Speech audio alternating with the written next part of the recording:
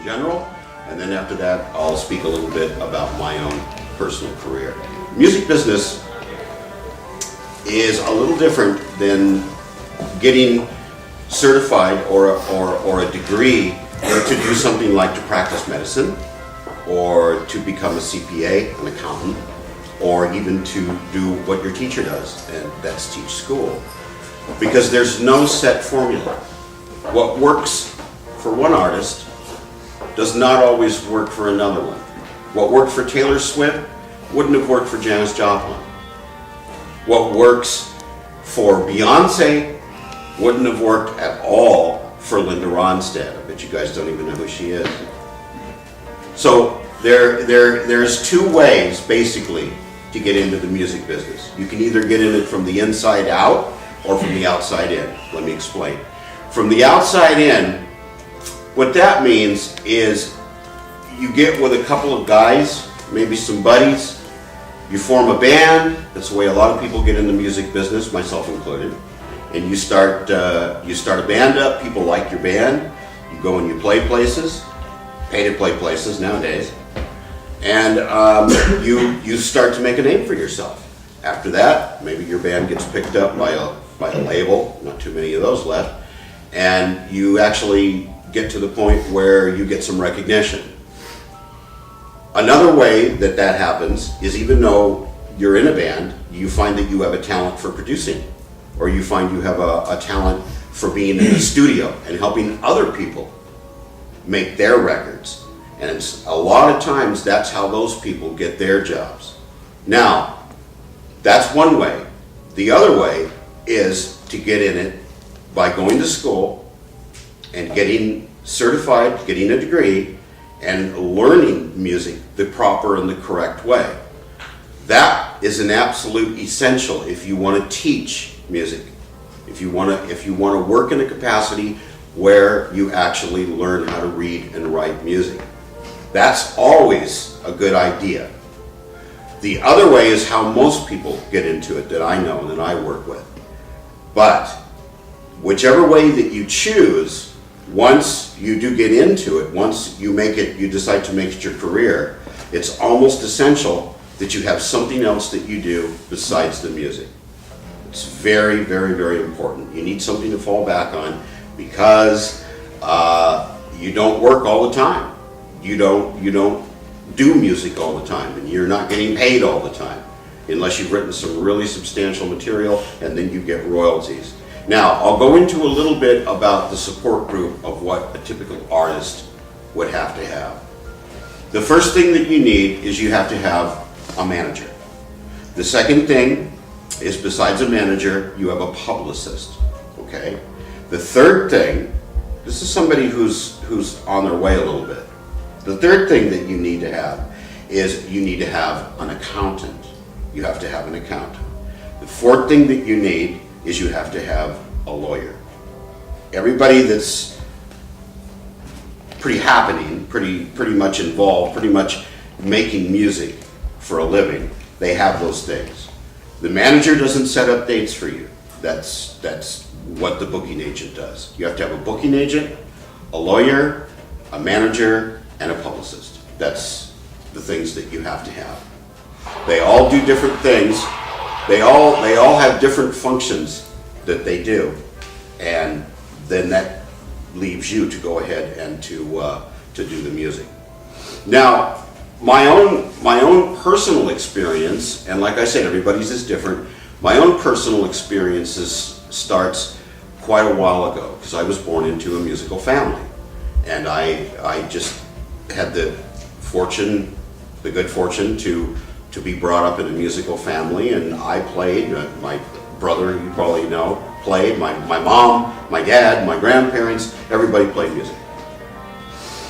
So in my particular situation, I was involved for a real long time in local bands, playing Hollywood, playing around in this area, and it didn't really happen for me. It was something that I worked on very hard, but I got kind of like lost in the shuffle. There was so many bands back in the 70s and in the 80s, And I was just one of thousands of them. I got a little bit of good fortune in that I got 2 record deals. Back when record companies were really record companies. And I got 2 deals. I think that probably everything that I've made from those 2 records is less than $20. Less than $20. It's really, really difficult to actually be somebody that works in the music business and you actually can support yourself, especially a family. That is a rarity. So that goes back to what I said before. You need to have something you fall back on. It doesn't have to be the favorite thing that you do, but if you can do something else well, that is a big, big plus. A big plus. If you really have to do music, if you cannot do anything else but music, and that's your passion, you'll always fall back to that. You'll always go back to it. You'll say, well, I quit. I'm not going to do this anymore. Hasn't done me any good. I'm going to walk away from it. If it's really in your blood, you'll keep coming back to it. It happened to me. I was a milkman for a while. I didn't do any music. No one knew who I was, and I was just delivering milk to hospitals. And somehow, even though I swore it off and promised my wife I'd never do music again, it found its way back to me. Crazy. Really, really, really insane. In my situation, in the beginning of the 90s, I did something kind of radically different. I went to another country to be in a rock band, and I lived in Brazil for a while. Well, there I made less than 20 cruciados. Here I made less than $20. So I was having fun, but I still wasn't making any money. I was just putting in all this time and effort, and I really wasn't secure at all in a financial way. In fact, I was like extremely poor. Well, the years rolled by, and I decided to branch out into another kind of music. I still do rock and I still sing rock, but what I decided to get involved with, this was about 10 years ago, is I decided to get involved with classical piano music, which to this day is my passion and is which I really, really, really love to do. Getting involved in that, getting involved in the piano music, what that did was it gave me something that I really love to do whether I make money or not. And guess what? I actually make a little bit of money off of it. I can put a product out and expect to make more than $20. However, classical is really not the way to go if you're into it for money. It has to be a passion type of thing, because so few people can really make money just doing classical music. Now, lately, what's happened, to bring us up to speed, lately what's happened is I've gotten a lot of recognition lately because I work with another guy named Kelle, 2 Kellys, and we do a lot of work now, and we're getting contracts. I'm going to Japan in March, for example, and it's kind of like a really long way around the barn, what happened with me.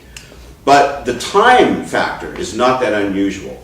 If you go into this and you think that you're going to make a lot of money and you're going to be real successful, don't expect it anytime soon. Don't hold your breath.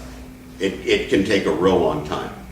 For piano, it takes somebody about 10 years to get to the point from where they start to being able to go out and to actually concertize and to do concerts and stuff like that. So, it takes a really, really long time. You have to have a lot of courage. You have to have a lot of patience. You get really upset about things, and there's all kinds of setbacks. Because so many people want this. I mean, look at American Idol. Look at America Has Talent. So many people want this. And it's not a very safe profession. It's one that people that end up in it, I don't know anybody who said, I just want to be rich and famous, so I'm going to go into music. I don't know anybody that said that that's made it. Nobody. All the people I know, they just had to do what they do. I want to leave a couple of minutes open in case you guys want to ask me some questions. Is there anything that you want to ask me at all? Yes? You were just talking about the classical piano music. I'm big into that stuff too. What's the publishing process like for that sort of What happens is you usually get approached by somebody. You get approached by somebody who wants to publish your material, and they contact you. But before that can happen, usually what happens is you have an associate or you have an agent that works with you, and they can go through that person to get to you. But they usually contact you if they feel that your stuff is worth being published. You can also publish it yourself if you want. You can go online and find out how to do that. And you fill out the stuff and then you send it in, and it's like a copyright.